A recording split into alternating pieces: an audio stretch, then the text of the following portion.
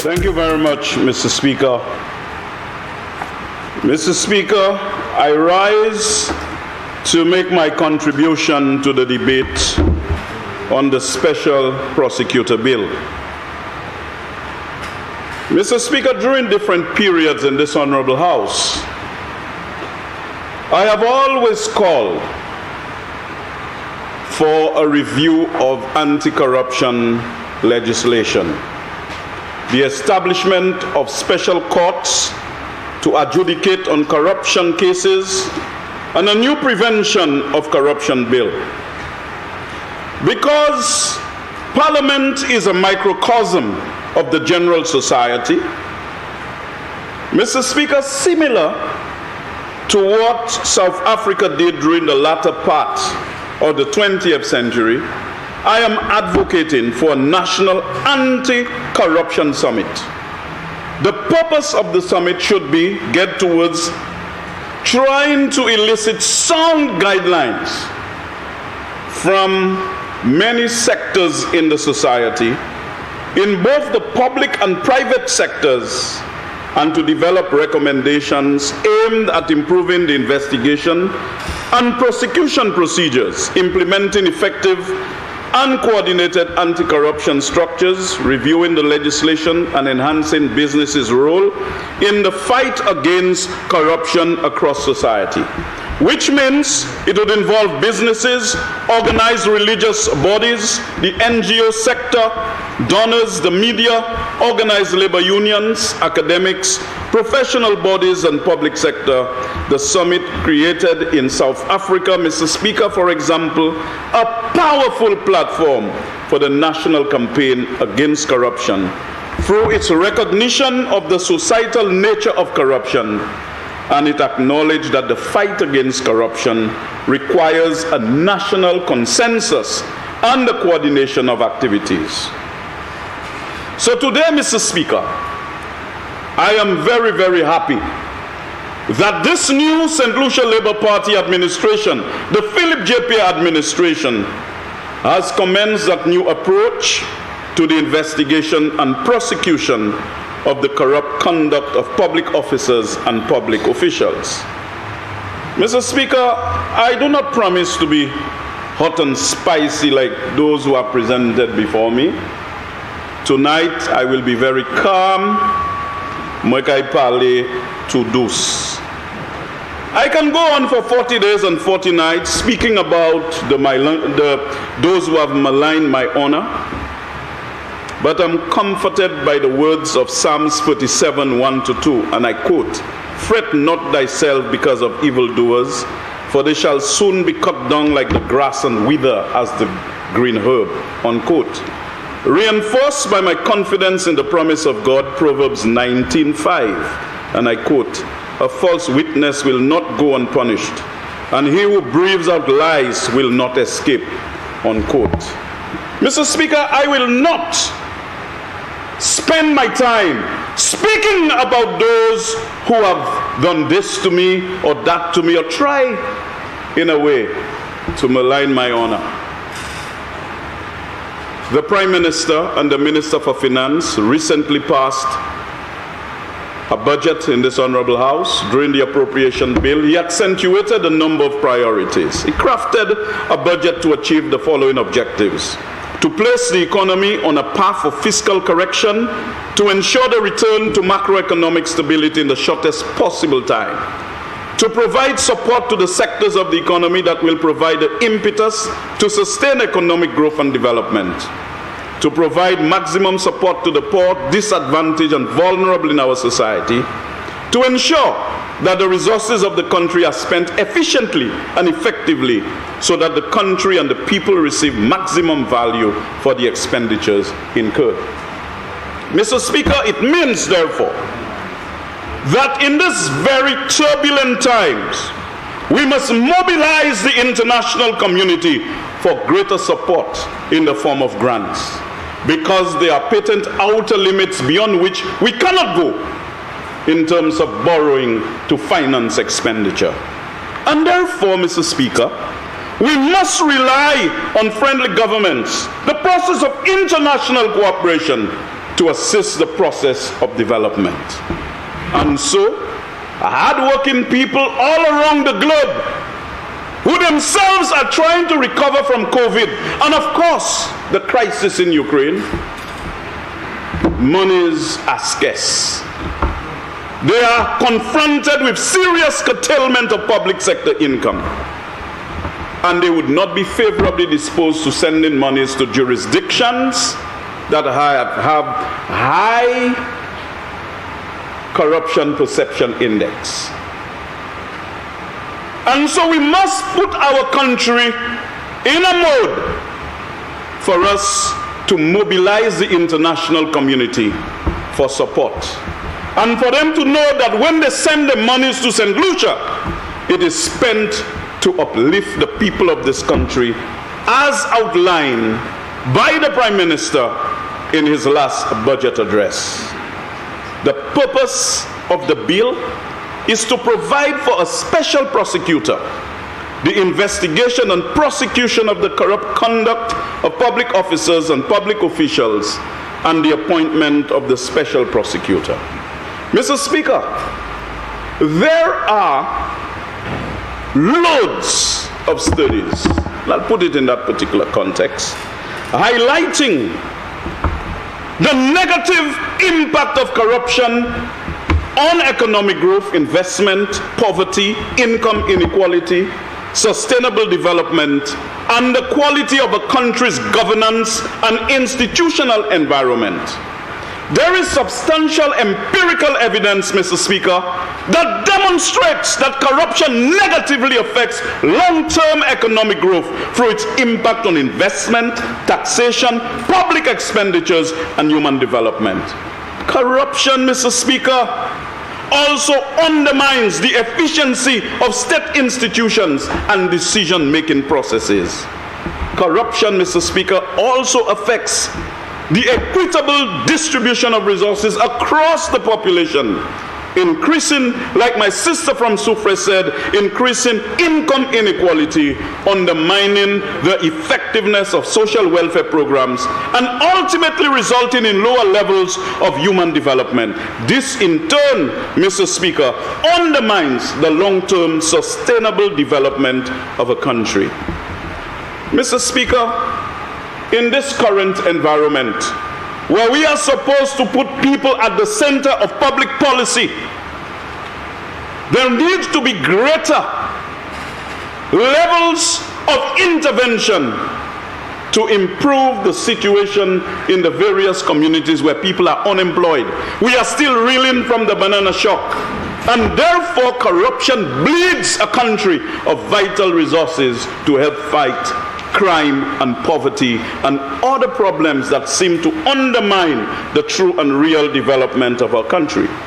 As I indicated earlier, Mr. Speaker, there are volumes of studies on corruption and its impact on the economy, society, and on the people.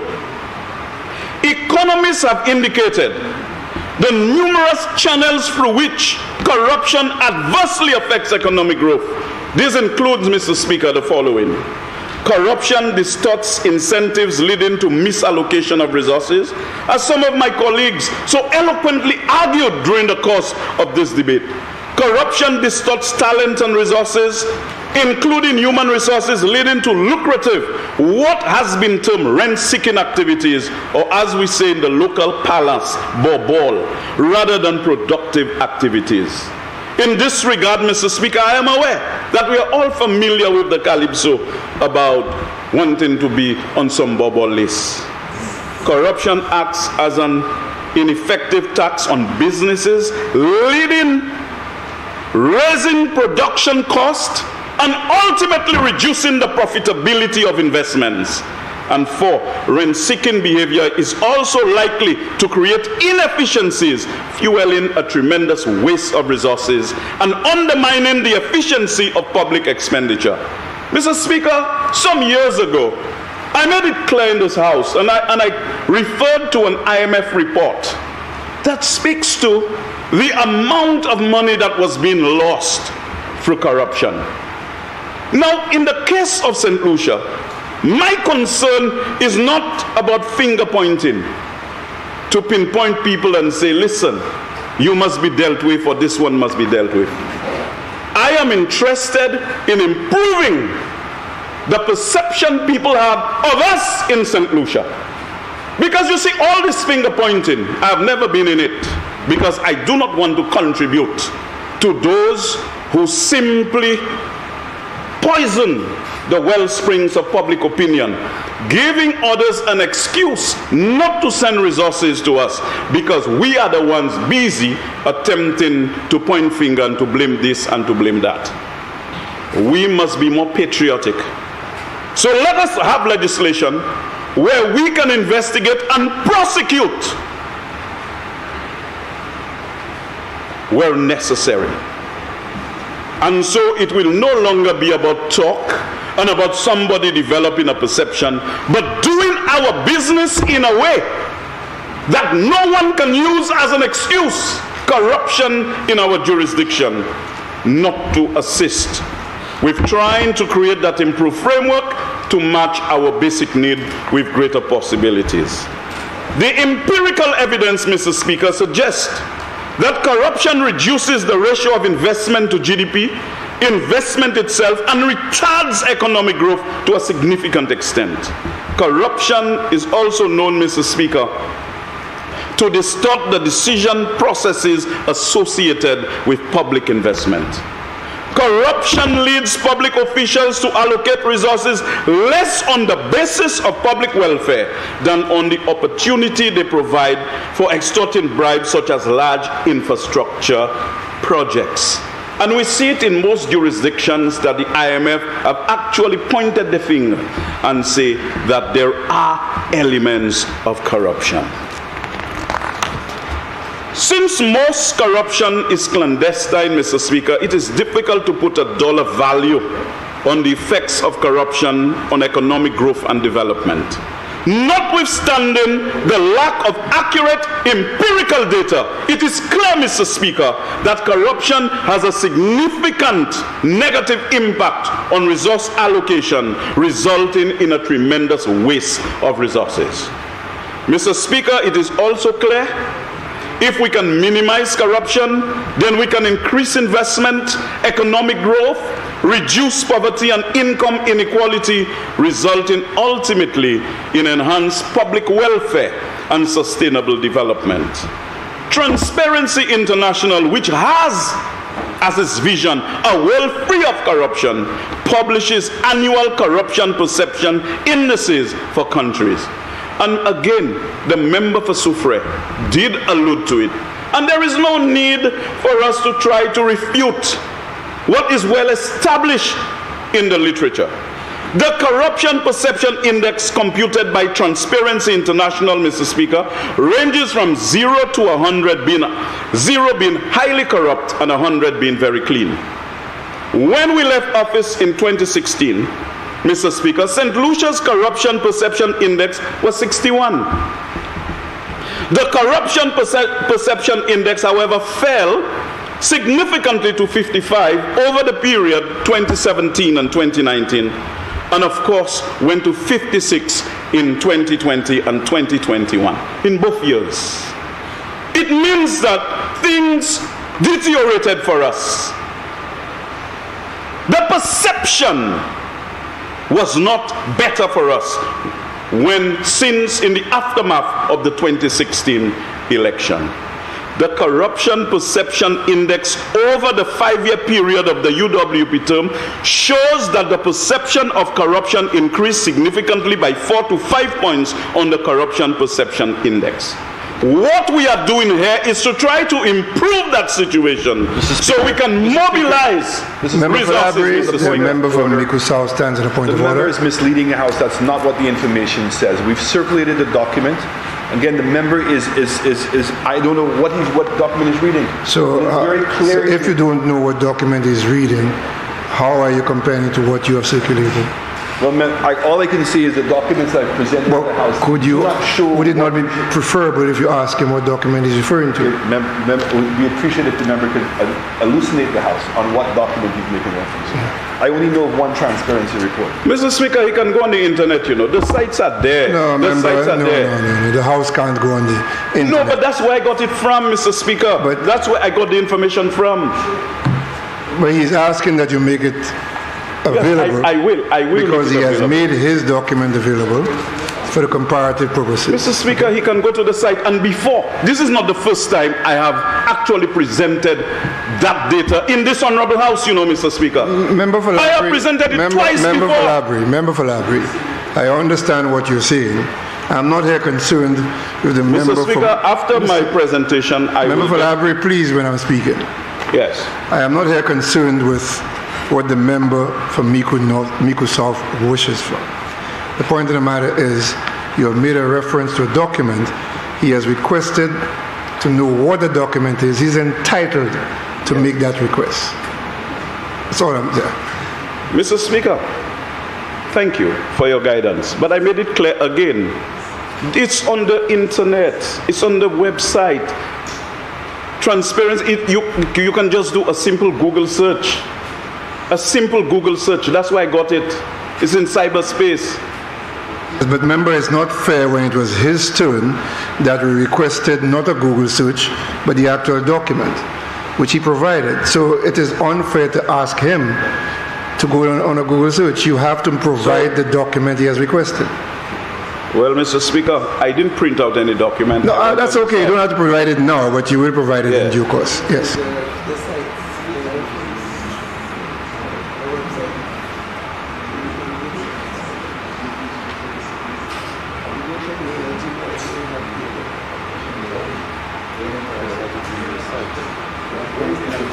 Remember, you can proceed with the documents. Yeah, Mr. Speaker, no, I was just giving him one of the search engines, https://search.yahoo.com/search semicolon underscore YLT capital A, small w R, capital F, CQ, ME1F, JIGX, MA13, ZXN, YO.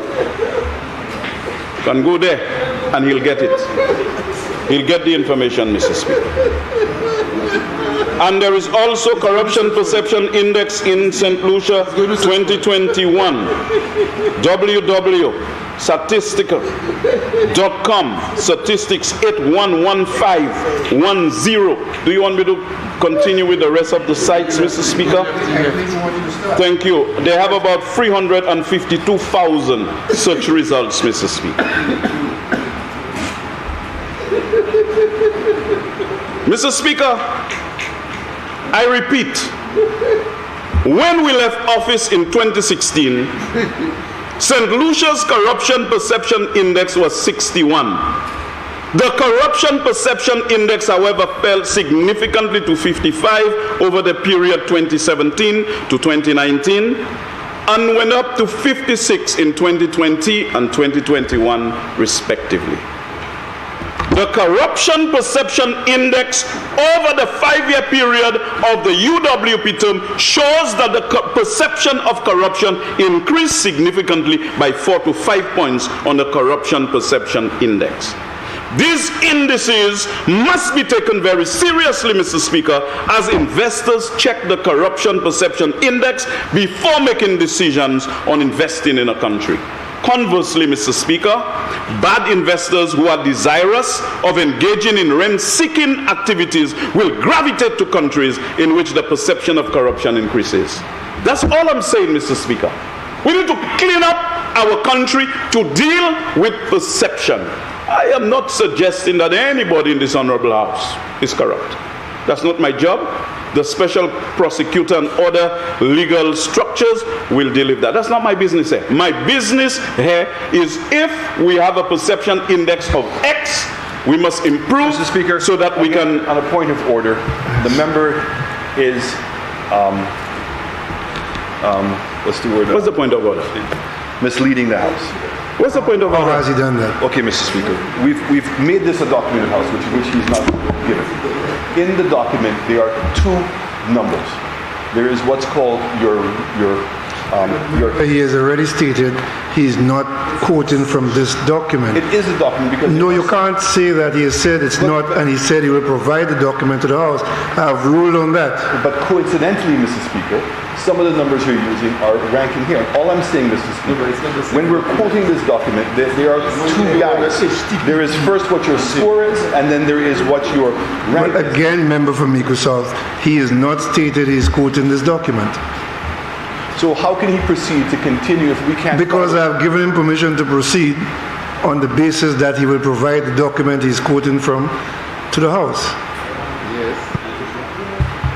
If it's wrong, then he will have to answer to that. Mr. Speaker, He's going for the leader of the opposition can also go to https://tradingeconomics.com/St. Lucia/corruption-index, and he will get the information there. Mr. Speaker, I'm not here to play Kashmir ball with the minister for the leader of the opposition, you know. I have no time for those games. When I come here, when I give information, I always say where the information come from. I would appreciate if I would not be interrupted whilst I navigate important issues. We have a country to run. We have to recover from what we inherited. During COVID, people were gasping for air, sucking salt under the former government. People could not get income support. And as we were trying to recover from COVID, the war in Ukraine just created a problem for our post-COVID recovery. I am saying that some of the things we can do is to do things properly. And of course, today I support the bill because I believe that the bill will create an improved framework for us to address issues of perception of corruption. And I repeat, Mr. Speaker, I am not pointing my finger at anybody and say that they're corrupt. And in all my life on platform or in this house, I do not point my finger at people. So I proceed, Mr. Speaker. The member for Grosile reminded us that the leader of the opposition at the Summit of the Americas, when he said that transparency should not be so onerous that it takes precedence over development. This statement, Mr. Speaker, seems to suggest that there is a trade-off between transparency and development, whereas the evidence suggests that there is a positive correlation between transparency and development. The St. Lucia Labour Party, Mr. Speaker, campaigned on an anti-corruption platform and included in its manifesto a commitment to enact anti-corruption legislation. Our party also gave a commitment, Mr. Speaker, that it would appoint a special prosecutor to investigate and prosecute public officers and public officials where there was evidence of corrupt conduct. It is well known that the Office of Director of Public Prosecutions is overburdened with a backlog of cases, and therefore that office does not have the capacity to undertake the increased workload of investigating and prosecuting corrupt practices of public officers and public officials.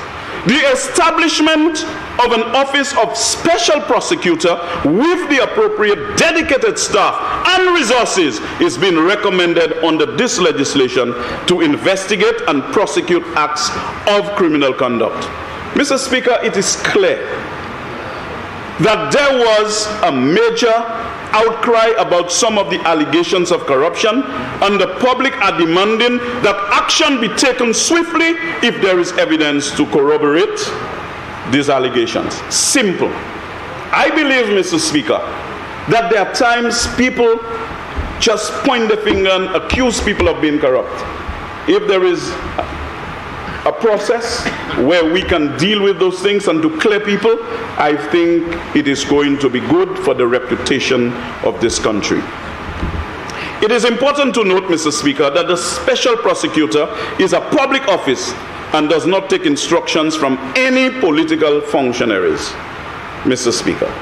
He or she is appointed by the Judicial and Legal Services Commission in consultation with the Attorney General. The functions of the special prosecutor are stated in clause 6 of the bill and as follows. A, to receive a complaint of corrupt conduct from any person and investigate the corrupt conduct. B, to investigate corrupt conduct on his or her own motion. C, to institute a criminal prosecution of civil claim in any court against a public officer or a public official if the conduct of the public officer or public official appears to the special prosecutor on reasonable grounds to involve corrupt conduct. D, to prosecute a criminal offense or a civil claim instituted by him or her in the court. E, to prosecute a criminal offense for corrupt conduct referred to him or her by the Director of Public Prosecutions. And F, to pursue, coordinate, and supervise civil recovery.